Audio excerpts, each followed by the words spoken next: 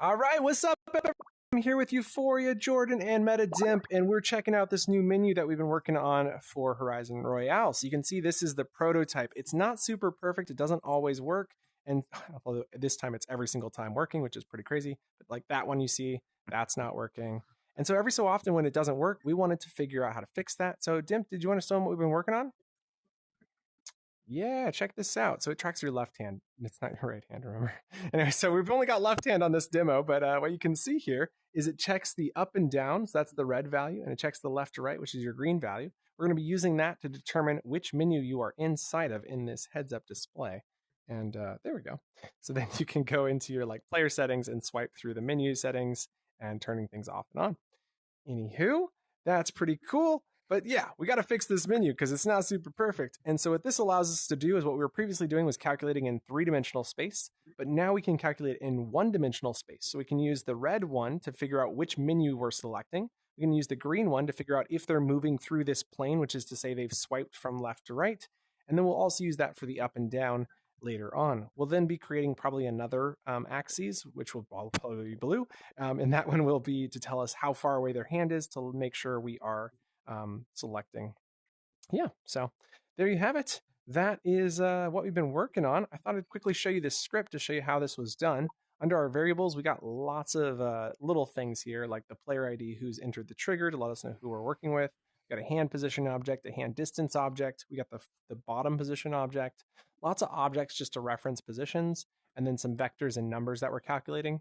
And so then just to quickly show you what we got here, in our script on world start, we're setting player ID to be a server player. This just kind of clears it out and leaves it empty, which you'll see is used in a second. And then when the trigger is entered by a player, we set that player ID to be a player. And then on update, which is just a really fast way to put a script together, we say if the player ID doesn't equal server player. So this is checking to see if somebody's entered the trigger. We then set the left hand position to be the left hand. Otherwise, we'd be checking which hand was closer and using that position instead. But for now, we're just doing left hand. And then we set my current position to be the position of self, which is the position of this trigger. So that's that center point right there. So then now that we've set the center position, we can move the hand position object to the left hand position. So that's that one right here. We're just kind of tracking this because the hand position is not where you might think. It's not in the tip of the finger. It's not right dead center in the center. So having this and knowing where it's tracking is really useful, which is why we're visualizing our script. So then the next thing we do is set our normal. And so the normal for our first plane is the cross product of our upward direction and forward direction. What that's determining is the normal of this surface, which is pointing this way. So a normal is basically telling you which direction is a plane facing, and that allows us to do some fancy math. So then we set the hand distance, which is how far away is the hand from that plane, the center point. And so we can then say the hand distance is the dot product of the left hand position minus my current position. And then we dot that with the normal that we just calculated, that plane. And so to quickly show you what that looks like, you can imagine that a normal, if you don't know what a normal is, by the way, it is a vector with a length of 1 meter from 0, 0. And so then that is what a normalized vector is. And so our normal is pointing in this direction, and we can then find out where the hand position is. So say the hand is up here, we would then want to know how far is it from our plane. And you'll remember our plane is right here. And so what we're able to do is by taking this position of the hand object, subtracting this position gives us this vector that you see here. Then we dot that with this normalized vector.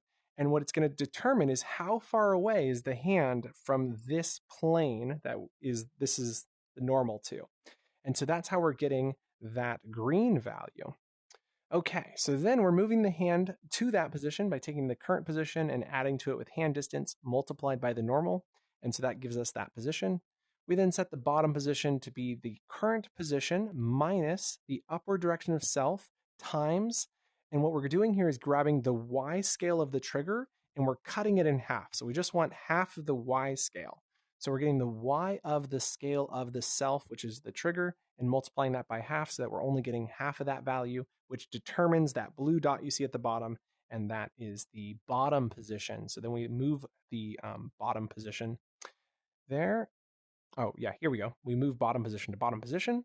Then the last thing we have to do is set the red value, which is the hand up distance, which is the dot product just like before, but using the left hand position minus the bottom position with the upward direction of self. So the upward direction is the new normal that we're calculating against. So you think this is the normal we want to calculate against. So we do that.